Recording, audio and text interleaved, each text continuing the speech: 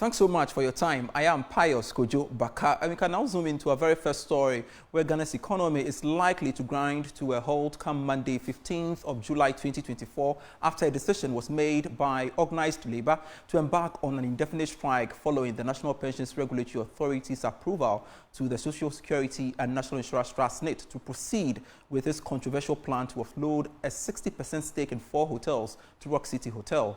According to the Secretary General of the Trades Union Congress, Dr. Yauban, the decision the union does not understand why the NPRA would allow SSNIT to proceed with the deal without further engagement after it initially ordered SSNIT to halt the procedure. As such, the TUC has directed its members to lay down their tools effective Monday, July 15. So what's going to be the economic implications of this if indeed the plan is executed? One of the key stakeholders is the GPRTU, and of course, this National Deputy PRO joins us via Zoom for more. Samuel Amwa. And Samuel, thanks so much for agreeing to speak to us on Business Live. First off, I want you to confirm to us whether indeed GPRTU will be embarking on the strike. Yeah, thank you very much, my brother, for having me. Let me use this opportunity to say good evening to all your viewers out there. Yeah, it is true. We had this directive from the TUC that, like you rightly said, based on this issue of the sale of these hotels, there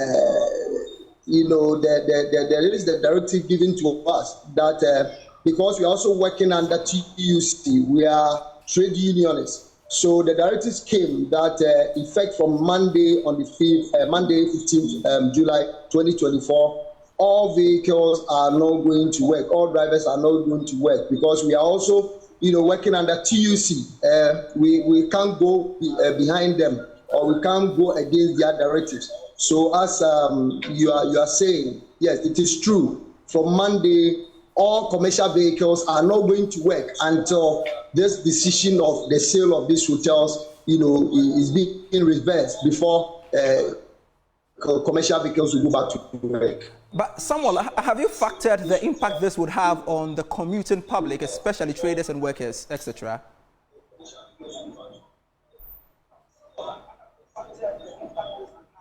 Samuel,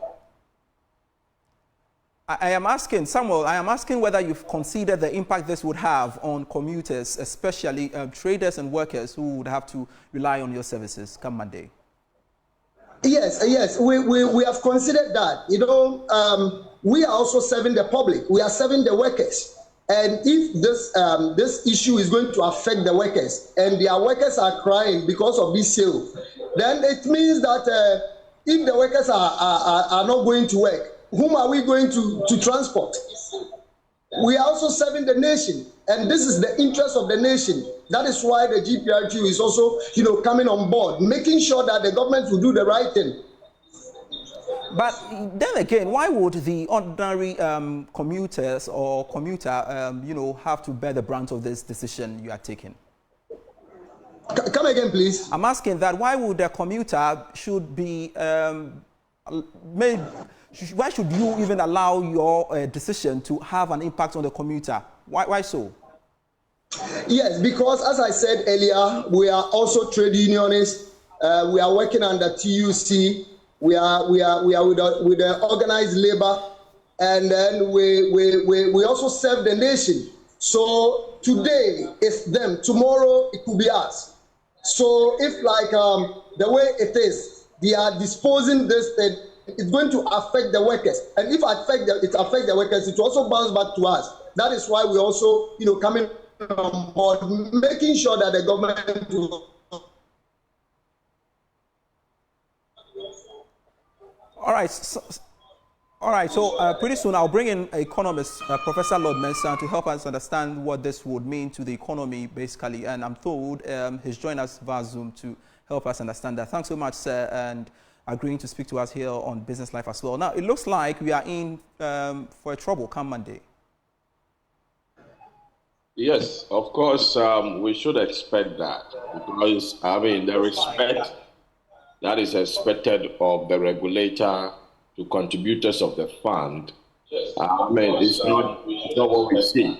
As a regulator, if you have done your analysis and it has come up that obviously SSNIT has to sell off, those assets that in quote they think, are non-performing assets in their portfolio, I would say that you need to engage.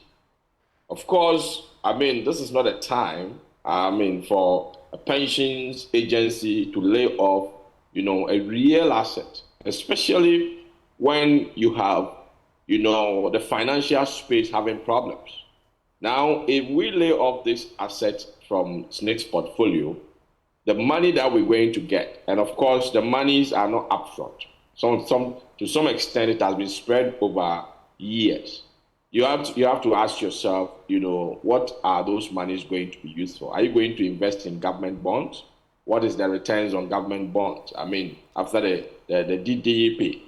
So we need to ask ourselves, does it make business sense to lay off this asset at this time? Because for investment, the timing of when you take off certain assets is very, very important. You can't rule it out. And again, why is SSNIT behaving as if they want to force the asset to the market to a particular buyer? And you see, when you have an asset and you force it to the market, obviously you're not going to attract its market value as expected. So I'm wondering the kind of value that Rock City will place on this transaction. So from where I sit, I think contributors need to be respected. SSNIT shouldn't force the asset to the market as they are expecting, Rock City to purchase, this asset. Now let's look at, how we came to this situation. Let's look at, perhaps the management of, those hotels. Those are all politicians, relatives here and there. You can count them out. Go to Bujia, go to Labadi, and all those. So you cannot hold up an asset belonging to contributors, run it down with your relatives, and then put the asset on the market on sale to yourselves. That is more or less an insider, dealing. And from where I sit, it's a non-starter when you look at it this way. And so if labor is going on strike, we should expect it. And we cannot continue to have that disrespect, in this country. Fair enough, but again, have we considered the economic implications this is going to have on the larger economy, basically, and even for a day, if indeed they should carry out that exercise? That is going to be a huge one. Of course, GPIT, the gentleman you interviewed, has given you a signal, and it's going to halt transportation, and the economy thrives on movement, free flow of economic agent. So if the agent within the economy are not moving, government may be losing some excise tax, on daily basis. And if you quantify, the taxes that are directly and indirectly going to be lost, it's a huge one. And with the current state of the economy, we can't afford to have, labor going on strike because we need production. And without production, what is happening in this economy will be a problem. And indeed, no one can tell me that government really do not know the implications of this, really. But how should government avert this canker coming up? I think we've had governments that are prepared to sacrifice the state for their own interests. We should note that from the past. Where you even have, SSNIT investment managers being sacked to bring in political, related actors to replace, government of the day, to do their bidding, let me put it that way. And when it happens like that, it shows that, yes, of course, government, they don't care about, the country Ghana. All they think about is how to satisfy, their interests. So I wouldn't be surprised they sit aloof for this strike to happen. And this is coming at a time we are almost getting closer to the media budget review. And how dire would this be? Of course, media budget review has made projections based on certain performance, economic output. So if you are going to lose taxes, then obviously it will turn up that the projections you've made, obviously in terms of revenue, may not necessarily be a true projection. So yes, we should expect more to happen from now to the election, time. And for citizens who rely on the services of labor, for example, what should they be doing by now? Because I don't know, for those of us who rely on these transport operators for us to come to work, I don't know what alternative is there for us. Well, I can't recommend any alternative because in this country, we don't have different types of, transportation, commutation, apart from using GPRTU and other, state, transport. So I don't think there will be any other alternative that, we're going to have. Otherwise, they may have to trek. On the other hand, they may have to stay at home, and in the long run will affect the economy. What do you foresee happening in the next 3 days? Well, in the next 3 days, if labor should hit the road as they've announced, obviously government revenue is going to be affected. Daily government revenue is going to be affected. And the projections that they've made going into the second half of the year may not necessarily be, a true projection. Professor Lord Mercer, thanks so much for agreeing to speak to us on Business Live, helping us understand the economic implications of this move by organized labor. And of course, we shall keep our eye on that and keep you posted in our subsequent bulletins as and when development unfolds. Let's move away from that and do this story. The Bank of Ghana received 695 complaints from customers of banks, specialized deposit-taking institutions and other financial institutions, and of course, payment systems and service providers in 2023. This is against 983 total complaints received in 2022, a reduction of 29% in 2023. More in this report. According to the 2023 Complaints Management Report by the Bank of Ghana, despite the fall in the number of complaints recorded, complaints continue to increase in complexity, thereby requiring more time for resolution. Out of the 695 complaints, 458 were resolved and 237 remain unresolved as at the end of 2023. The complaint resolution rate of 66% was a marginal improvement over the 64% achieved in 2022. Meanwhile, email was the most preferred channel for lodging complaints, accounting for 42% of the total number of complaints reported to the Bank of Ghana in 2023. This was followed by walk-in with 26%. According to the 2023 Complaints Management Report by the Bank of Ghana, email was the most preferred channel because it afforded complainants a more convenient means .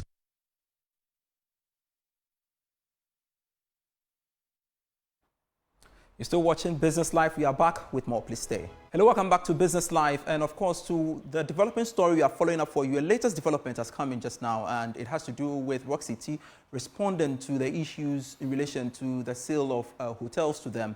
And of course, they've issued a statement to that effect. And of course, my colleague George Yafe is here to help us understand where this is coming from and how authentic that is, George. Your sources are telling you. So Piles, what we can confirm that when you see these things that are always coming out, you want to establish whether it is true or not and all the rest. What we can confirm that this is indeed coming from Rock City as an entity. Okay.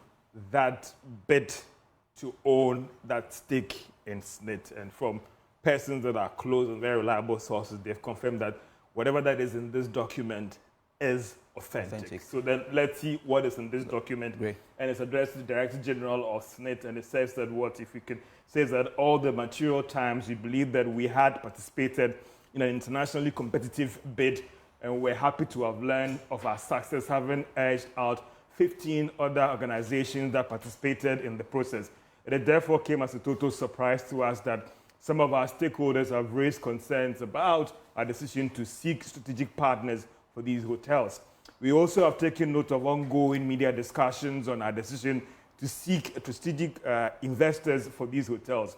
We've also taken note of our recent media engagement to the press statements, in terms of defending with respect to what is taking place. So if you finally, on the interest of accountability and transparency, consent to you that realizing all the parts and our bid documents that the public published as well should become necessary, we wish to discontinue. That is, we wish to continue on success. Sorry, in all our endeavors, but what is just given the intention that they have. All right, so what happens to the NPRA now to SSNIT, the statement they issued to SSNIT to, go ahead to engage? So they told them to go ahead. Now, let's say break it down to an agreement. There is always an offer and acceptance. Now, if that person that is making that offer is saying that they are no longer interested, it means that the whole process has gotten to hold if I stand to look at the legalese terms here. So what they're saying here, they are not going to continue the process. So abort it. Will SSNIT then go out and look for another strategic partner? Well, that is, SSNIT reserves that right to see what they're going to do next. But from the Rock City side, and from what we confirm, yes, it is true. All right, George, thank you so much for joining me in studio, breaking it all down for us in relation to this. And I believe this is going to be a developing story. We don't know what was going to happen to the strike, whether they're going to go ahead. But also, I think that for the organized labor, they would want something come directly from SSNIT that based on X, Y, Z, we've halted the process. That might be what organized labor will be looking forward to for them to actually call off this nationwide strike. All right, we wait to see come Monday and how things really unfolds. George, thank you so much for joining me. Finally, before we go, the chairman of Tropical Cables and Conductors, Dr. Oting-Gyesi, is pushing for a legislative instrument before Parliament to be withdrawn for further consultation. This is coming at a time that the instrument has been laid in Parliament and should soon become law. Now, Dr. Oting-Gyesi warns that the bill in its current form will hurt some manufacturing firms. It's trying to control the price the best way of doing it, or there are other methods. If you ask me, I would say that, look, the state has created a monopoly, in cement manufacturing, because we don't allow any cement to come into the country. Today is time, for instance, to say that, okay, we are going to allow cement to come into the country and check if the cement which comes into the country will be considerably cheaper. We do that in the oil industry. There's something we call import price parity. What is the import price parity for fuel? And that is what we use to determine whether the pricing of fuel is appropriate or not. So I think we should go through those steps, before we get to price control. Price control is difficult. I've also heard on the air that it is not price control, but it's control of pricing, as in a pricing mechanism, a pricing formula, like we do maybe for electricity. Electricity, in fact, if you go to the PURC website, they have all the formula for arriving at the price of electricity. But it is a dangerous path to start going on. And I think that it is time for the manufacturers and the ministry to sit down and let us look at a more market-friendly solution to this problem. But Doc, right now, interesting submission, but some would say that the LI is currently before Parliament. If I got my calculation right, it could be like 10 days or 11 days, or I stand to be educated that it soon becomes a law. With all these concerns that you've expressed, would you stand on those who would argue that it should be withdrawn and then more consultation? Yes, definitely. I think that in the interest of the whole nation, in the sense that nobody wants excessive pricing, at the same time, we don't want to get into a price control regime, and we want more market-friendly solutions. So I would agree that maybe it's time to ask for a ceasefire, withdraw the LI, and let's look at it.